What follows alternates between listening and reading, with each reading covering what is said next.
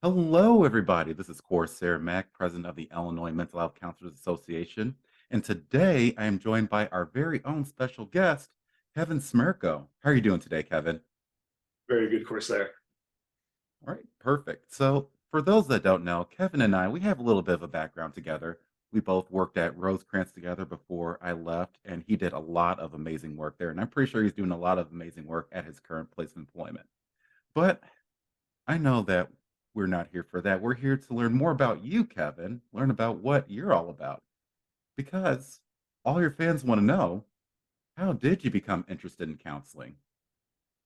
Well, what a generous introduction. I did enjoy our time at Rosecrance together. I hope that we did some great things, and I feel that we did. So it was nice to be part of a team that you were part of as well. Um, as far as getting involved in counseling, I started my career in the mental health field right after graduation with my bachelor's, working in a psychiatric nursing home.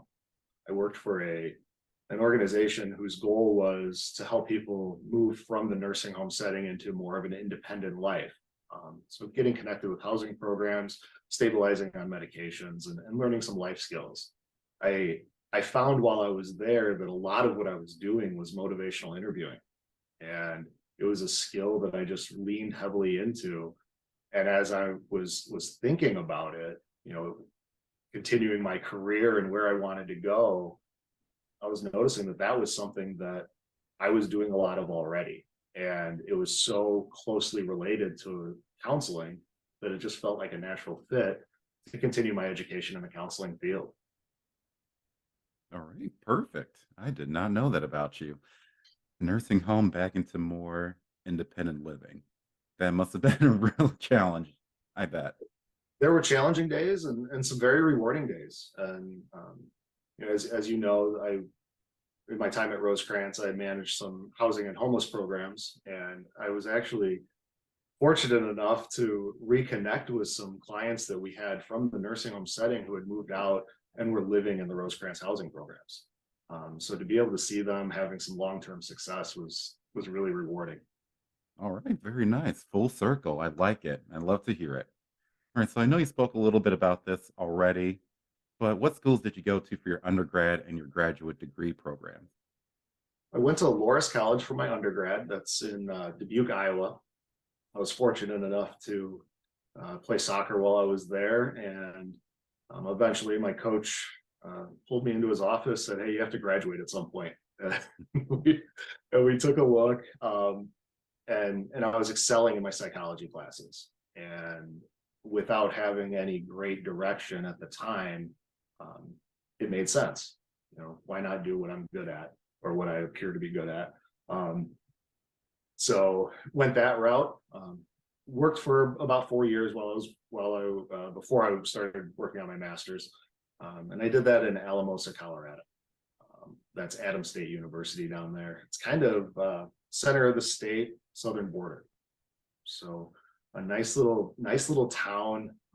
When people ask me what it was like, I compare it to the cartoon movie Cars, where you kind of have this small town in a main strip where people just kind of like hang out on that strip. So it was this neat little town, with great faculty, great peers that were there. So it was a wonderful experience as I was working on my master's. All right, definitely. I did not know you were from Southern Illinois. You don't really meet a lot of people from Southern Illinois, so it's great to see one of you up here doing the Lord's work. Well, I am from Rockford. Oh, well, that's embarrassing. Oh, well. So then, with that being said, then, don't know how I'm going to transition out of that one, but how long have you been doing therapy for?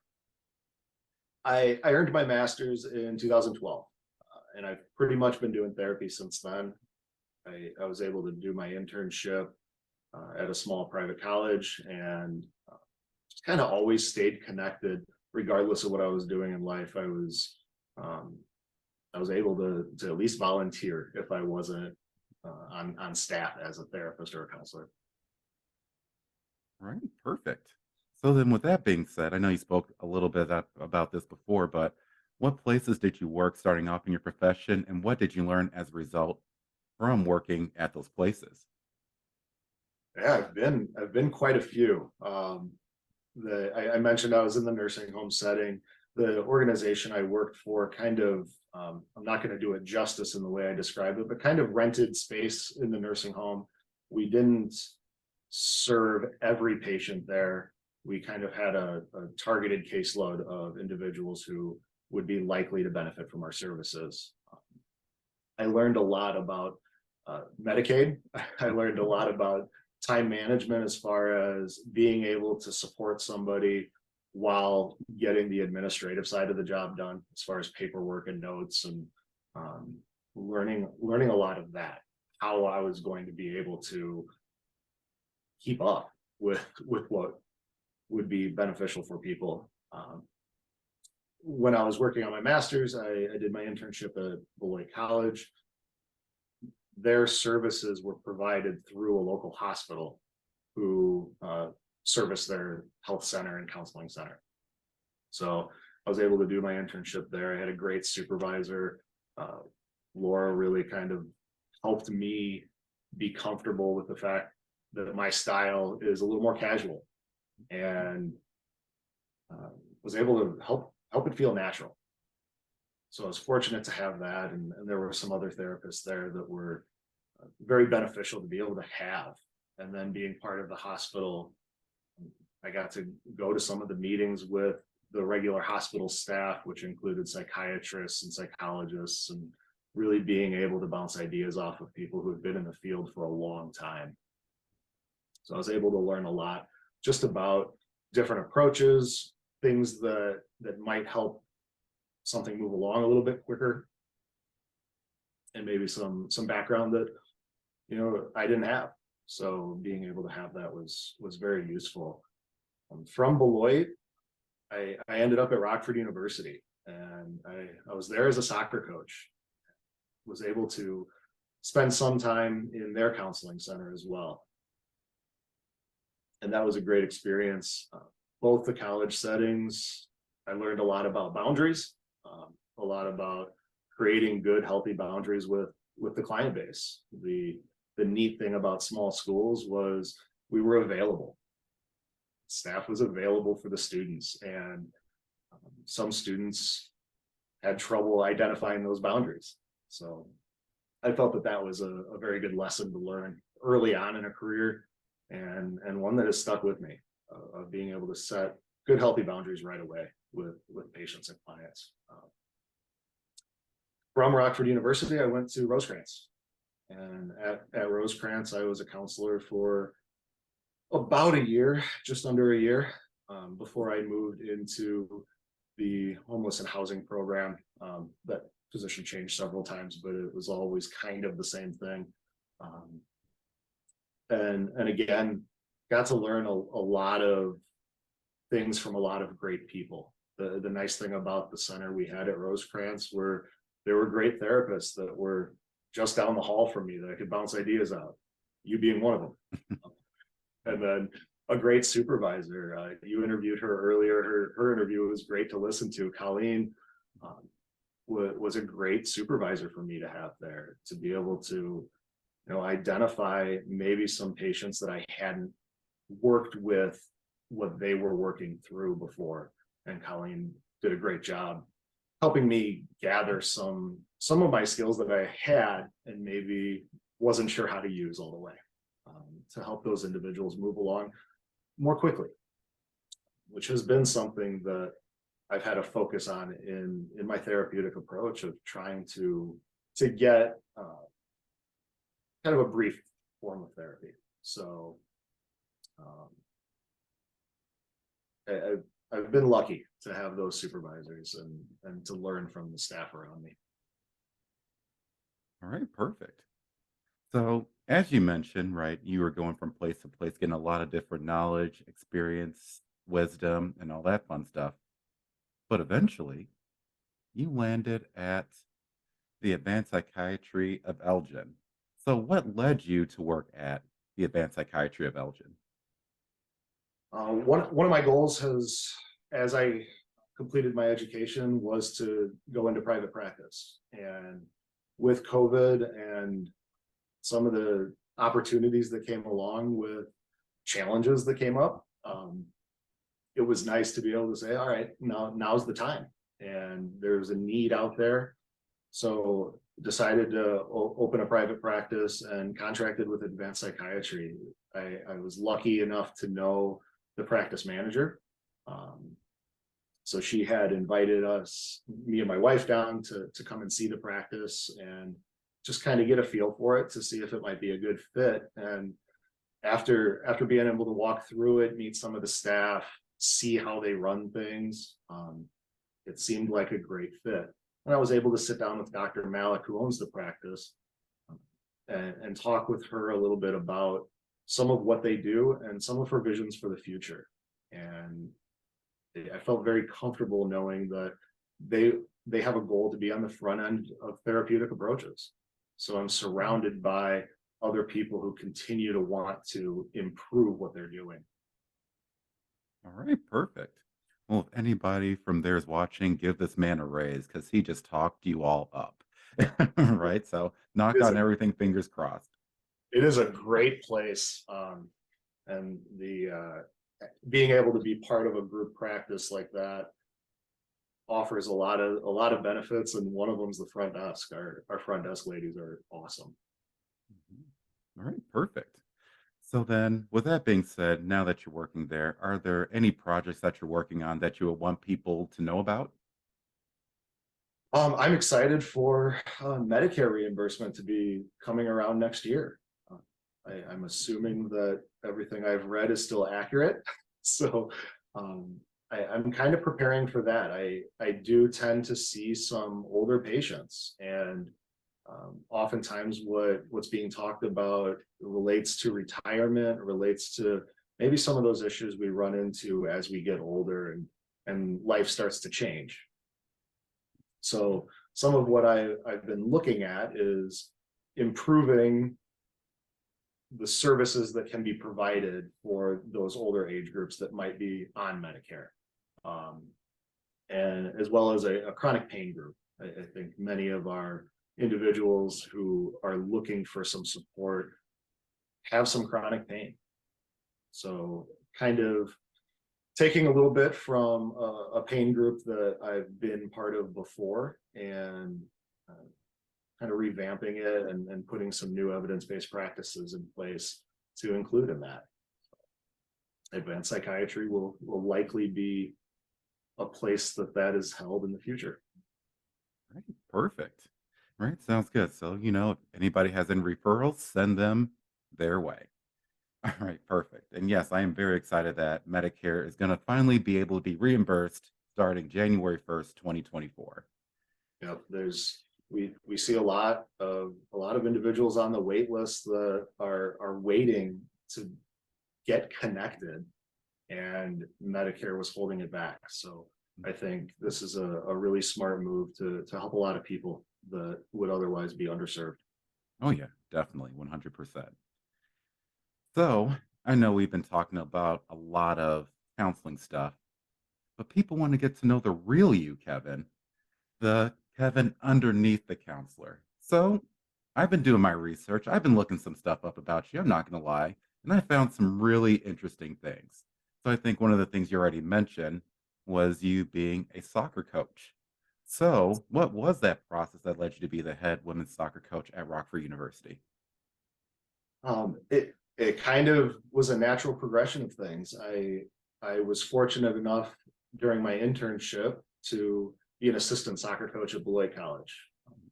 I needed to find a way to make a little bit of extra money, and it just so happened that they were looking for an assistant soccer coach. So I was able to get connected there, just kind of a natural fit. I was already on campus. So it was a great experience there. After finishing my internship, I kind of had this thought in my head: I can be either a soccer coach who does some counseling, or be a counselor who does some soccer coaching, and kind of knew that I'd be happy either way. So the opportunity came up at Rockford University, a school that when I was younger, we used to go to some of the games. The clubs that I played for would ball boy for them sometimes. So really neat to be part of a homeschool, a hometown program and have that opportunity. So put in my application, met up, had a conversation about being able to help support the counseling center as well. And it felt like a great fit for the place they were in at the time and what I could serve them with. All right, perfect. So, I mean, sure, I didn't have a chance to look up your record or anything like that, but how'd you do? Or how'd your team do when you were there? We were at a unique place in the program. The program had struggled to have enough players on the team showing up for games. So during the coaching change, when I came in, one of the goals was to get back into conference. They had removed themselves from conference. I'm not 100% sure if it was before they got kicked out or what played into that, but the goal was to build a team and to come in, make sure we were recruiting soccer players so that we weren't kind of just borrowing players from other places to try to have enough players on game day and create a respectable program. So we had some challenging years.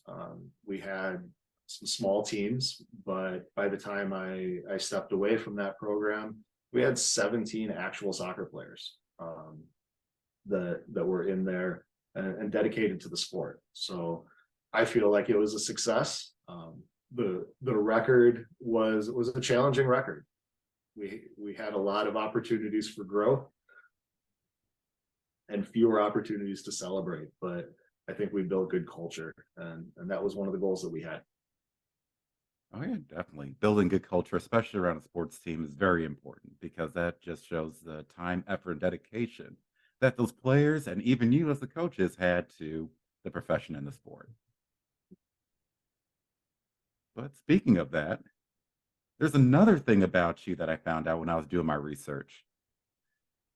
Well, I mean, long story short, for those that don't know, Kevin loves dogs, right? He even has one of his own, Picture in the back. right? Exactly.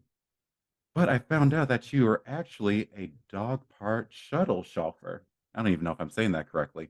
But how did you end up working as a dog part shuttle chauffeur? Well, my dad's the real shuttle, the real chauffeur for the dog park. As he's entered retirement, we joke around that his retirement job is picking up the dogs and taking them to the park. Um, Spends a couple hours out there almost every day, and when he's unable to, I hope I do an okay job filling his shoes by picking up the dogs and getting them out there as well. But it's a wonderful community at the dog park that we go to. Just good people, and you get to see the same people regularly. So it's good to see them, good to see their dogs. Chance to get some exercise and some outside time. Yeah, definitely. I agree, especially after the winter we've had. And now this weird weather that we're having, 80s one week, then snowing the next. I mean, you just gotta love that Midwestern weather, right? Every year I think that we couldn't have had this weather before, but Facebook has those reminders that pop up from 5 years ago, and I'll see 5 years ago it was snowing. So it's apparently it's something we get regularly. Mother Nature just hates us. That's what it is. All right, so unfortunately, Kevin, all good things must come to an end because we're down to our final three questions. I know, I feel sad about it. But first out of the final three, right, is there anything that you like to tell people that are starting out in the field or who have been in the field for a while? Well, I consider myself pretty new to the field still as well. I I think one of the things that was paramount to me growing in the field was surrounding myself with good people and being willing to have conversations with them. I mentioned earlier that being able to be part of the hospital setting where I had access to a huge number of staff, as well as at Rosecrance and now at Advanced Psychiatry, that being able to have those different perspectives, those different approaches, just is a great resource to have. I think also something that played a huge role for me. I mentioned her before, my supervisor Laura at Beloit College during my internship.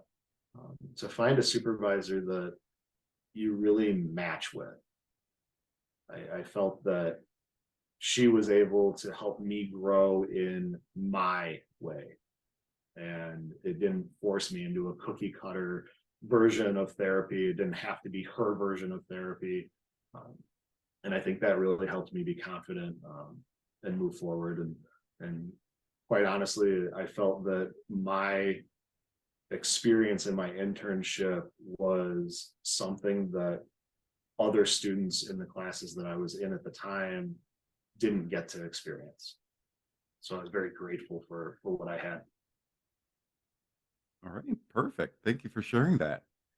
So then, before we get to the most important question, is there anything that you'd like to say that I haven't had a chance to ask you about? I'm not sure that there's anything extra. I'm humbled to be able to be part of your interviews. I love watching them and getting some perspective on other therapists in the field, and I'm grateful that you reach out to me to be part of this. Yeah, no problem. Anytime. Like I said, you were always on the list. I just, I've just been lazy. All right. So I'm happy I finally got around to interviewing you. We all need a break sometimes. Right? Exactly. All right. So now for the most important question of the day, right? Drum roll a little bit. Where can people find or contact you if they want to reach out and connect? There are a couple different ways. Easiest way is Advanced Psychiatry. All of their information is on advancedpsychiatry.com, all one word. Um, the front desk ladies, like I mentioned before, are awesome. They help new patients get set up, answer any insurance questions, things like that. I also am on Facebook. My LLC's name is Stronger Tomorrow's Counseling. I do respond to messages that come through the Facebook messaging system on that. So those are the two easiest ways to get in touch with me. I do also have a profile on Psychology Today. The phone number that I list on there goes to Advanced Psychiatry. So there will be somebody to answer the phone. And any emails from it go directly to me. So those are all three great ways to get in touch, get connected. All right. Perfect. But I didn't know your individual LLC name was Stronger Tomorrow Today. Stronger Tomorrow's Counseling. Yep. Oh, embarrassing again. Stronger Tomorrow's Counseling. All right. So now I have to ask, since I always ask everybody this when I find out they have their own individual name, how did you come up with that name? And hopefully it's a lot better story than what mine is. Um, I think we bounced around a lot of names. I'm fortunate to have a wife who's very creative. Um, so I was able to bounce around some names for a while to come up with something that I felt would match not only what I hope to do, but the outcomes I hope people to have. Um, a lot of therapy for me looks at resilience. So when I'm thinking about helping people become more resilient, I think about being stronger tomorrow. You know, how do I get through tomorrow a little bit better than I got through today? And when we wrote Stronger Tomorrow's Counseling down on a sheet of paper and my wife gave it the thumbs up, I said, oh, it must be good enough. Let's do it. All right, perfect. Well, yep, that's a lot better story than what I did with mine. I just picked mine because it sounded cool. And that was about it. So no really thought or anything like that behind it. All right, but that is it for today's interview. Again, Kevin, thank you very much for interviewing. I really do appreciate it. Absolutely. Thank you for having me. Yeah, no problem. Anytime. And again, reach out to Kevin, reach out to Advanced Psychiatry of Elgin for more information. But this is Coresair Mack, president of the Illinois Mental Health Counselor Association, signing out. And I'll see you all in the next interview. Take care.